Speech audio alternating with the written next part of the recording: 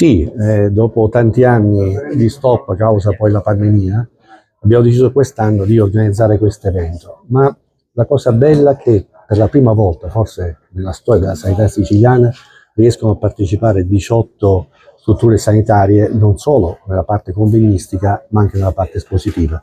Questa è una dimostrazione, secondo me, che la sanità può essere eh, condivisa, ma attraverso proprio un documento che alla fine della manifestazione, ne ho parlato anche con il dottore Iacolino, un documento che dovrà poi tracciare delle linee guida, quelli possono essere gli obiettivi principali della sanità in Sicilia. Tanti di appuntamenti, anche incontri, workshop.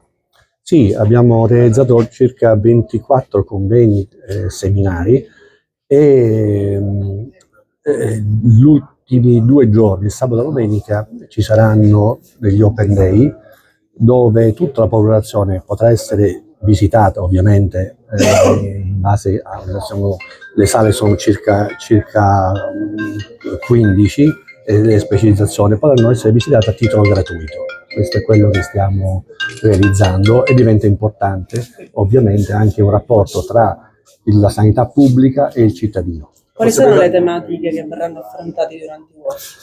Allora, abbiamo delle tematiche riguardo la cyber security sul DM77, soprattutto anche sull'intelligenza artificiale, l'uso nella sanità dell'intelligenza artificiale, che è un dato importante non solamente nella sanità, ma ormai in tutti i settori quotidiani che stanno per essere economici e anche tecnologici che stanno per essere utilizzati. Questi sono gli aspetti più importanti che appunto stiamo portando avanti, ma ce ne sono tantissimi ovviamente che riguardano attività specifiche come l'emergenza nei pronto soccorsi, che riguardano soprattutto anche l'organizzazione interna, burocratica, la digitalizzazione, il foglio elettronico.